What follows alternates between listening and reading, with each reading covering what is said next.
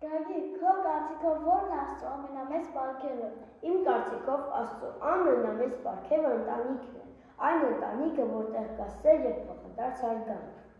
Գիտեք, երկարագուրբա Բիբին ընթերցելիս անընդհատ մտածում էի, թե ոնց է Բիբին կարողանում ապրել միայնակ և չտխրել, միայնակ չզգալ։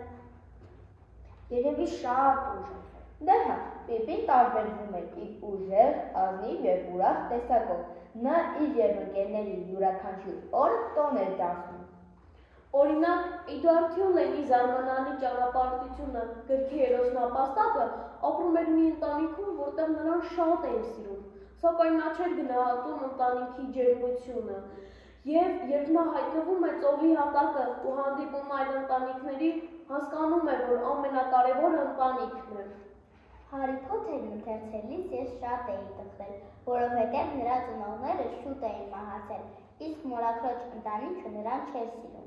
Մտածում եմ, որ մորաքույրը մոր նման կարող էր խնամել և սիրել տղային, դա լինել կարող էր իր խաղալիքներով կիսվել նրա հետ, բայց չէ, նրանք ամեն ինչ անում էին, որ Փոթերը իրեն միայնակ զգա։ Ինձ համար ընտանիքն ամենաթանկ բանն է։ Ինձ համար է, իմ ընտանիքը, իմ հարստությունը, իմ սրբությունը։ Ես շատ եմ ուզում, որ աշխարհի բոլոր ընտանիքներում լինի սեր, երջանկություն և համերաշխություն։